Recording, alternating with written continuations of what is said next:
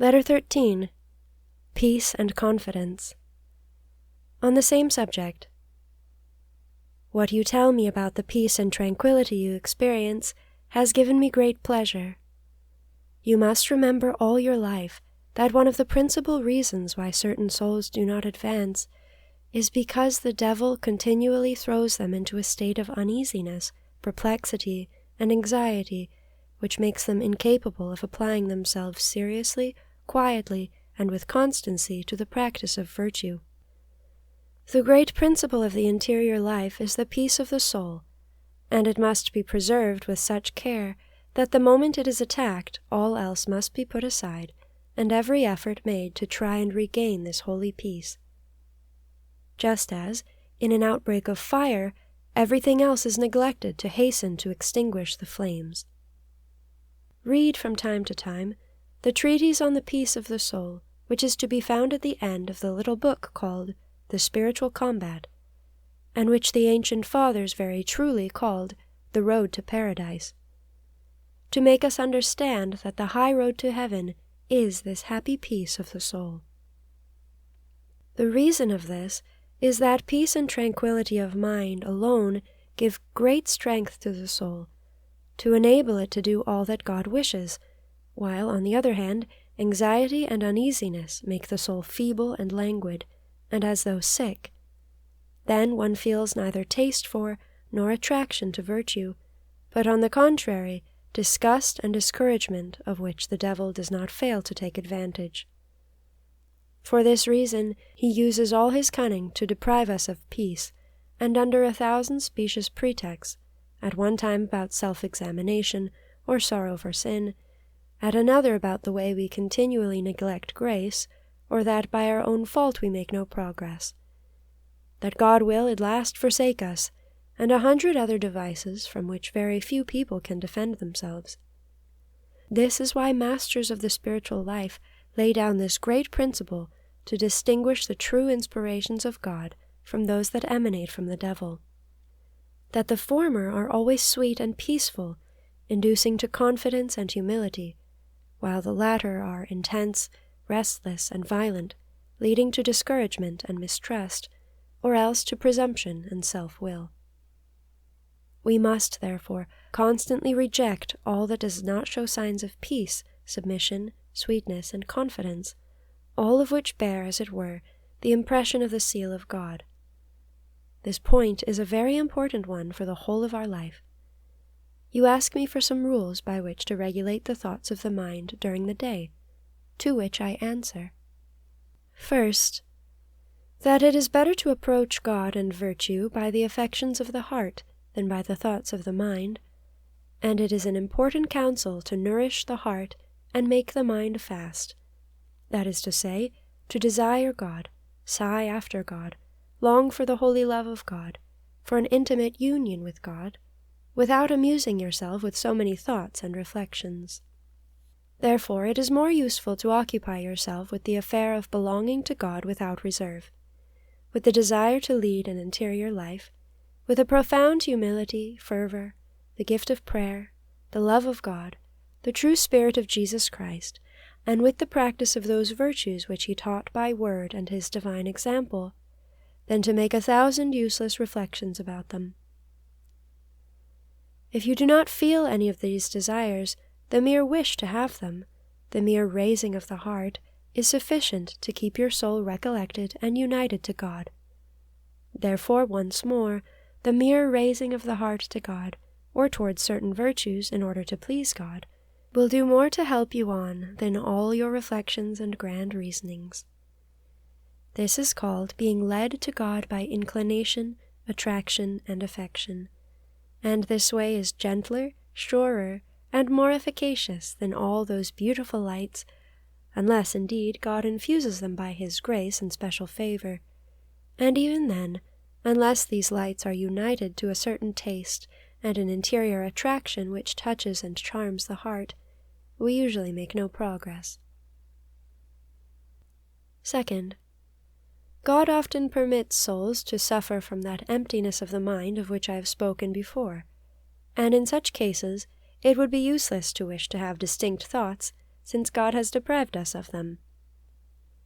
It would even be hurtful to make efforts to think or to reflect much, from which I conclude that in any state it is better to remain before God peacefully, acquiescing heartily in His will as to what He gives or takes away, without doing more than retaining in the depths of the soul a sincere desire to belong entirely to God, to love Him ardently, and to be ultimately united to Him, or else, as I have explained, to wish to have these desires.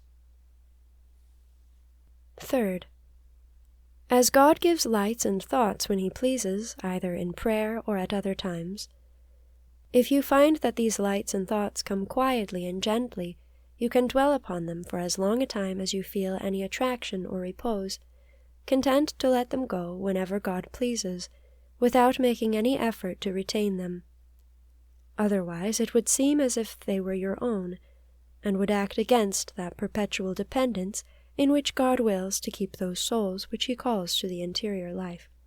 And it is especially to keep them in this continual dependence that, sometimes,